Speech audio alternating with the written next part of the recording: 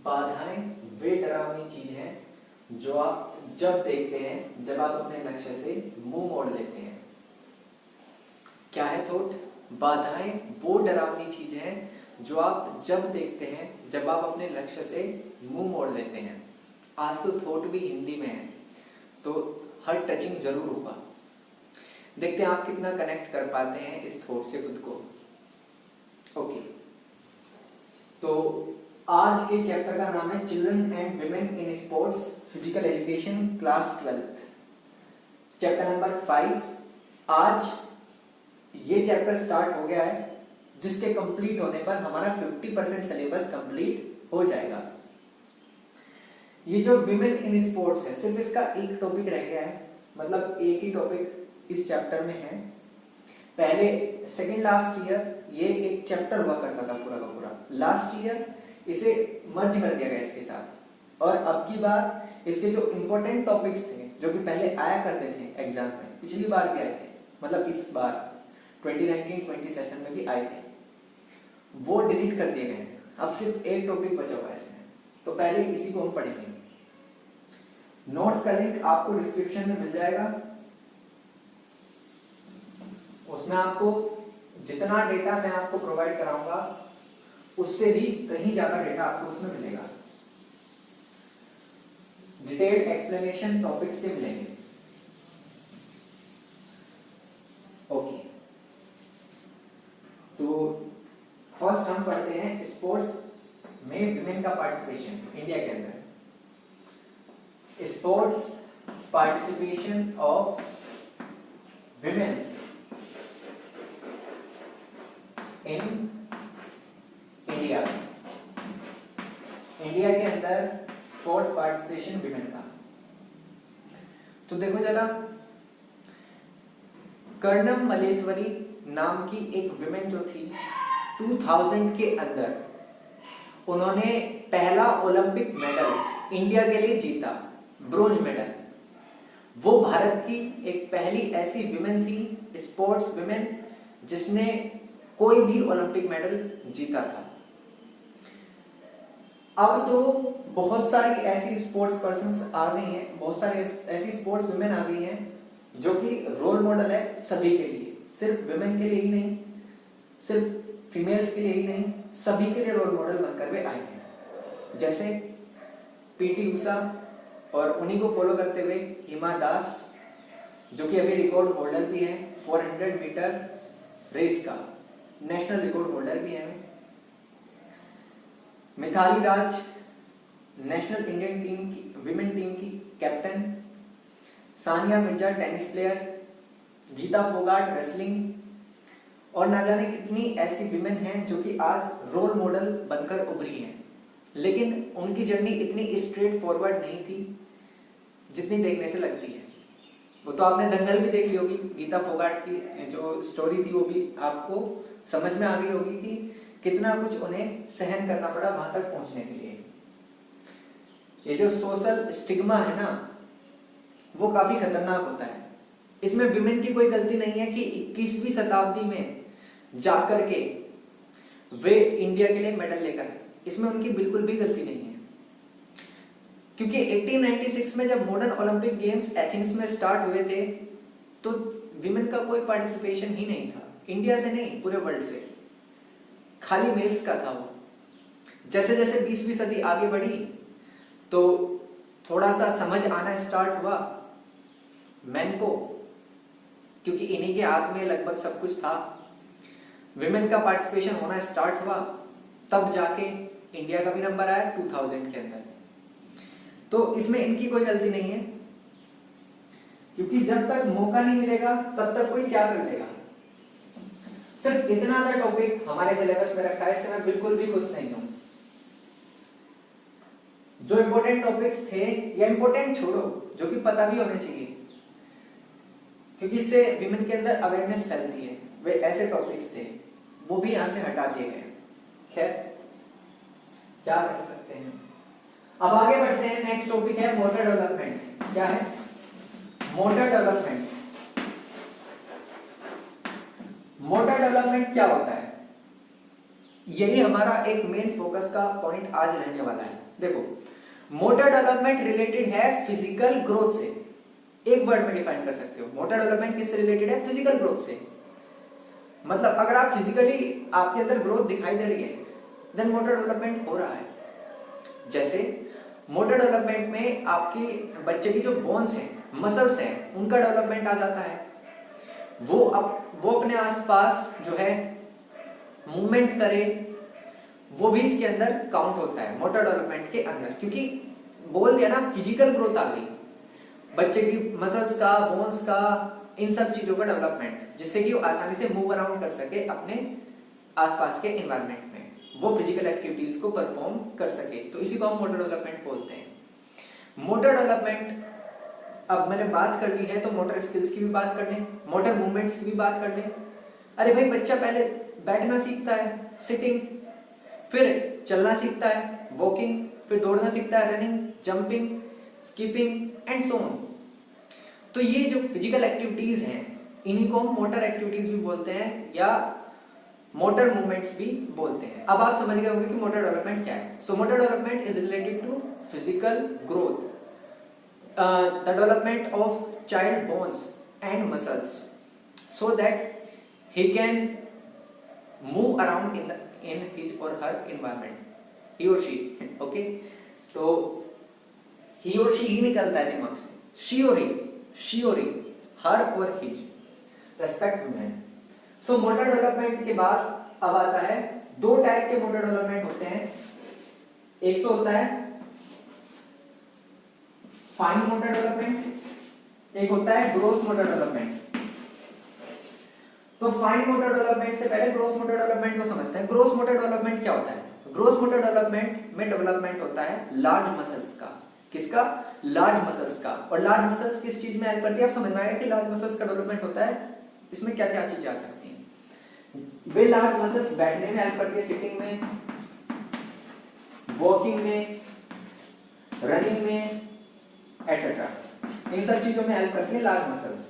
तो large muscles का development that is gross motor development. Fine motor development मतलब जो पहले से फाइन की बात करें, फाइन मोटर डेवलपमेंट मतलब स्मॉल मसल्स का डेवलपमेंट। किसका डेवलपमेंट? स्मॉल मसल्स का डेवलपमेंट, जो कि किन एक्टिविटीज में हेल्प करता है? वो करता है जैसे जब आप बॉल को कैच करते हैं, क्रिकेट बॉल को कैच कर रहे हैं, तो ये फिंगर्स की मूवमेंट हो रही है, ठीक, ग्रिप फिंगर्स बना रही है, और ये यहाँ पर स्मॉल मसल्स एक्ट कर रही है, ना कि लार्ज मसल्स। तो इसलिए स्मॉल मसल्स का डेवलपमेंट हेल्प करता है क्रिकेट बॉल को कैच करने में, फाइन मोटर एक्टिविटीज में। कौन सी एक्टिविटीज में? फाइन मोटर एक्टिविटीज में। स्मैश करना एक वॉलीबॉल को, यहाँ भी फिंगरिंग की जरूरत है। तो फाइन मोटर डेवलपमेंट में स्मॉल मसल्स का डेवलपमेंट होता है, ग्रोस मोटर डेवलपमेंट में लार्ज मसल्स का डेवलपमेंट होता है। अच्छा, लार्ज मसल्स का डेवलपमेंट हेल्प करता है सिटिंग में, वॉकिंग में, रनिंग में एटसेट्रा। और ये फाइन मोटर डेवलपमेंट हेल्प करता है आपका catching a cricket ball, smashing a volleyball, और बहुत सारी जिसमें फाइन एक्टिविटीज, जैसे कि आपका सीजरिंग हो गया, उसमें आप लार्ज मसल्स का थोड़ा ना इस्तेमाल करते हैं, स्मॉल मसल्स का इस्तेमाल होता है। सीजरिंग हो गया, कटिंग हो गया, ड्राइंग हो गया, ये सब आपके फाइन मोटर डेवलपमेंट में ही आ जाते हैं, क्योंकि ये fine activities, fine motor activities को परफॉर्म करने में हेल्प करते हैं। अब जाके आपको मोटर डेवलपमेंट पूरा क्लियर हो गया आपका, दैट इज मोटर डेवलपमेंट। एक वर्ड में कहें तो आपकी फिजिकल ग्रोथ, आपके फिजिकल डेवलपमेंट को ही हम मोटर डेवलपमेंट बोलते हैं। आप एक्टिविटीज करना सीखते हैं, एक्टिविटीज करने लायक होते हैं, उसके लिए क्या क्या चीजों का डेवलप होना जरूरी है, वो सब मोटर डेवलपमेंट में आते हैं। आपकी स्मॉल मसल्स, आपकी लार्ज मसल्स, आपकी बोन्स, आपके जॉइंट्स, हर चीजों का डेवलप होना जरूरी है, तब जाके आप इन मोटर एक्टिविटीज को परफॉर्म कर पाएंगे, भले वो फाइन मोटर एक्टिविटीज हो, भले वो ग्रोस मोटर एक्टिविटीज हो। पक्का समझ में आ गया? आगे बढ़ूं? ठीक है, बढ़ जाता हूं। अब इसके बाद कौन कौन से फैक्टर्स हैं जो कि अफेक्ट करते हैं मोटर डेवलपमेंट को। मोटर डेवलपमेंट को अफेक्ट करने वाले कौन कौन से फैक्टर्स हैं, उनके बारे में बात कर लेते हैं। Factors affecting motor development, affecting motor development, motor development को अफेक्ट करने वाले फैक्टर्स। देखो, जब भी फैक्टर्स अफेक्टिंग मोटर डेवलपमेंट आएगा तो सबसे पहले आपके दिमाग में आ जाना चाहिए बायोलॉजिकल फैक्टर्स। अभी पीछे हमने डिसऑर्डर्स, डिसेबिलिटीज के बारे में पढ़ा था, फैक्टर्स अफेक्टिंग देम, वहां पर भी क्या लिखवाया था, जेनेटिक फैक्टर्स। जेनेटिक फैक्टर्स हो या बायोलॉजिकल फैक्टर्स हो, बात एक ही है, क्योंकि बच्चा जिस रूप में, जिस हालत में पैदा हुआ है, इसमें उसकी कोई वो नहीं है, इच्छा नहीं है। तो बच्चा अगर लो बर्थ वेट के साथ पैदा हुआ है, उसका वजन काफी कम है, तो वो वल्नरेबल है कि उसको डिसीजेस हो जाएं, और डिसीजेस हो जाएंगी तो वो फिजिकल एक्टिविटीज में कहाँ पार्टिसिपेट कर पाएगा। वो बच्चा जब बीमार रहेगा तो वो कैसे फिजिकल एक्टिविटीज कर पाएगा। तो बायोलॉजिकल फैक्टर्स भी काफी ज्यादा अफेक्ट करते हैं मोटर डेवलपमेंट को। सेकंड नंबर पर आता है इन्वायरमेंटल फैक्टर्स। ये आप खुद भी देख सकते हैं, अगर बच्चे का जो पालन पोषण है वो एक ऐसे इन्वायरमेंट में हो रहा है जहाँ, जो कि एक खुशहाल इन्वायरमेंट है, वहाँ पर लड़ाई झगड़े नहीं होते हैं, ओके, इंगेजिंग है पेरेंट्स भी काफ़ी, मतलब बच्चे के साथ खेलना, उसे हंसाना, इन सब चीज़ों में इंगेज रहते हैं, तो बच्चा भी रेस्पॉन्ड जरूर करेगा। ऐसा नहीं है कि बच्चा रेस्पॉन्ड नहीं करेगा। अगर वो रेस्पॉन्ड नहीं कर रहा है तो बायोलॉजिकल फैक्टर वहाँ पर रेस्पॉन्सिबल है, अदरवाइज बच्चा रेस्पॉन्ड करेगा। और रेस्पॉन्ड करेगा तो कैसे करेगा, हंस के, थोड़े दिनों बाद चल के, जैसे जब आप ऐसे करके खड़े होंगे तो वो चल के भी आएगा। चल के तो गुडल्लो चल के आएगा, समझ रहे हो ना क्या कह रहा हूँ, मेरी भाषा समझ रहे हैं, एसेंट है, गुडल्लो चल के आएगा, जिसे बोलते हैं रिंग के आएगा, ओके। तो ये भी काफी बड़ा इफेक्ट रखते हैं उसकी मेंटल हेल्थ पर भी, उसकी फिजिकल हेल्थ पर भी। लेकिन जब भी मैं बात करता हूँ मोटर डेवलपमेंट, तो कंसर्न मेरा है कि मैं बात कर रहा हूँ फिजिकल डेवलपमेंट से, ओके। मेंटल डेवलपमेंट तो हम पीछे देख चुके हैं पिछले चैप्टर में, डिसेबिलिटीज एंड डिसऑर्डर्स पूरा का पूरा इस माइंड से रिलेटेड था, मेंटल हेल्थ से ही रिलेटेड था। ये पूरा ओरिएंटेड है आपका फिजिकल डेवलपमेंट पर। अच्छा, तो बायोलॉजिकल फैक्टर्स हो गए, एनवायरमेंटल फैक्टर्स हो गए, फिजिकल न्यूट्रिशन हो गया। अगर न्यूट्रियस डाइट नहीं होगी उसकी, तब भी फिजिकल एक्टिविटीज नहीं कर पाएगा परफॉर्म, तो ये भी उसके मोटर डेवलपमेंट को अफेक्ट करेगा। और फिजिकल एक्टिविटीज को तो छोड़ो, जब शरीर में ही नहीं कुछ होगा तो यार फिजिकल एक्टिविटीज की तो बात ही अलग है। उसे अपॉर्चुनिटीज मिल रही है कि नहीं मिल रही है, क्या पता किसी ऐसे परिवार में पैदा हो जाए, किसी ऐसे माहौल में पैदा हो जाए कि उसे बाहर ही ना निकलने दिया जाए, उसे खेल कूद में भेजा ही ना जाए, पढ़ाई पढ़ाई पढ़ाई करो। अब अगर बच्चा तेज होगा पढ़ाई में, अब तेज बोलने का मतलब क्या है, मेरे ध्यान से सुनना, तेज बोलने का मतलब मेरा सिर्फ यहाँ पर इतना है कि बच्चे का इंटरेस्ट है पढ़ाई में, वो जबरदस्ती नहीं कर रहा, उसका इंटरेस्ट है पढ़ाई में, तो वो छक्के छुड़ा देगा सबके। बट अगर उसका इंटरेस्ट नहीं है तो वो पिस जाएगा। तो ऐसा होता भी है क्योंकि अपॉर्चुनिटीज कम है स्पोर्ट्स में। अभी हमने बात की थी ना शुरुआत में लेक्चर के कि विमेन को अपॉर्चुनिटीज नहीं मिली, इंडिया के अंदर मेल्स को भी अपॉर्चुनिटीज काफी कम मिली है स्पोर्ट्स के रेस्पेक्ट में बोल रहा हूँ। वहां तक पहुंचने के लिए उन्हें भी बहुत मेहनत करनी पड़ती है। अच्छा, और फिजिकल डिफॉर्मिटीज जैसे कि आपका फ्लैट फुट नाम सुना होगा, ये इसके बारे में आगे पढ़ेंगे हम। फ्लैट फुट अगर है तो तब भी वो फिजिकल एक्टिविटीज को करने में दिक्कत जो है फेस करेगा। बो लेग्स है, राउंड शोल्डर्स हैं, तो ये सारी चीजें भी उसकी फिजिकल एक्टिविटीज को डेफिनेटली अफेक्ट करेगी। पोस्चरल डिफॉर्मिटीज इन्हें बोलते हैं, फिजिकल डिफॉर्मिटीज नहीं, पोस्चरल डिफॉर्मिटीज, जो कि पोस्चर की वजह से बेसिकली आती हैं। तो ये सारे फैक्टर्स हैं जो कि अफेक्ट करते हैं किसे, मोटर डेवलपमेंट को। और मोटर डेवलपमेंट में फाइन मोटर डेवलपमेंट भी आ जाता है और ग्रोस मोटर डेवलपमेंट भी आ जाता है। तो हमने आज पढ़ा क्या, participation of women in sports in India के अंदर। मोटर डेवलपमेंट क्या होता है, मोटर डेवलपमेंट कितने टाइप्स का होता है, fine motor development, gross motor development. फिर डेवलपमेंट जो है मोटर डेवलपमेंट, उसे अफेक्ट करने वाले फैक्टर्स कौन कौन से हैं। तो इतना सा सिर्फ हमने पढ़ा आज, और इतना सा करने के बाद भी हमारा चैप्टर 30% कंप्लीट हो गया। तो अगले 2 लेक्चर्स में कंप्लीट हो जाएगा चैप्टर पूरा। इतना आसान था, हाँ इतना ही आसान था। तो नोट्स में आपको और सारी चीजें मिल जाएंगी, 7-8 पॉइंट्स आपको लिखने पड़ते हैं। एक पॉइंट लिखा, उसमें एक लाइन खींच दी, दूसरा लिखा, दूसरी लाइन खींच दी या खींच दी, ओके खींच दी, ठीक है। तो अब उसके बाद लास्ट में हम बात करा करते हैं कुछ फैक्ट्स के बारे में। फैक्ट्स कैसे सर, फैक्ट्स ऐसे जो कि आपके कहीं भी कभी भी काम आ सकते हैं। और यार दिमाग में अनलिमिटेड है यार मेमोरी, लिमिटेड नहीं है मेमोरी। अगर कुछ सीखने को मिल रहा है तो सीखो, सीखो यार, अगर सीखने का जुनून है तो सीखो। तो यहाँ पर हम बात कर रहे थे सबसे पहले सेरम इंस्टीट्यूट ऑफ इंडिया। कुछ रैंडम फैक्ट्स ले रहे हैं। सेरम इंस्टीट्यूट ऑफ इंडिया, अगर आप न्यूज पर फोकस करते होंगे थोड़ा बहुत भी, तो इसका नाम सुन ही लिया होगा कोविड-19 की वैक्सीन के लिए। ये दौड़ में है, ऑक्सफोर्ड के साथ इसने कुछ डील कर रखी है, ऑक्सफोर्ड यूनिवर्सिटी, जो कि कहाँ पर है, यूके के अंदर है, यूनाइटेड किंगडम, जिसकी वैक्सीन जो है सबसे आगे है। फेज 3 ट्रायल उनके चल रहे हैं ऑक्सफोर्ड वैक्सीन के। तो सेरम इंस्टीट्यूट ऑफ इंडिया की खास बात क्या है? सेरम इंस्टीट्यूट ऑफ इंडिया की खास बात यह है कि ये वर्ल्ड का सबसे बड़ा मैन्युफैक्चरर है वैक्सीन का। मतलब कि 1.2 billion vaccine, 1.2 billion vaccine, that is sorry 1.2 billion vaccine, मतलब 120 करोड़ वैक्सीन ये बना सकता है। इसकी इतनी कैपेसिटी है 1 ईयर के अंदर। ओके, तो ये हमारे लिए काफी फायदेमंद है कि अगर 120 करोड़ वैक्सीन 1 साल के अंदर बन सकती है तो ये तो काफी अच्छी बात है। अच्छा, वर्ल्ड की मोस्ट वैल्यूएबल कंपनी कौन है? एप्पल। दुनिया की सबसे वैल्यूएबल कंपनी फिलहाल एप्पल है।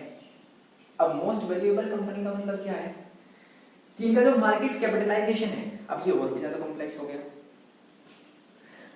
खैर, जितना इस कंपनी के पास, जितने भी इसके पास एसेट्स हैं, जो भी चीजें हैं, उन सब की जो टोटल वैल्यू है मनी में, मतलब पैसे के हिसाब से जो इसकी टोटल वैल्यू है वो है $2 ट्रिलियन, ऑलमोस्ट $2 ट्रिलियन। समझते हैं $2 ट्रिलियन कितना होता है? क्या बोल रहे हो जी? इंडिया की जो इकोनॉमी है ना वो $2.2 ट्रिलियन की है। भारत की जो अर्थव्यवस्था है उसके बराबर है एक कंपनी की वैल्यू। समझ रहे हो?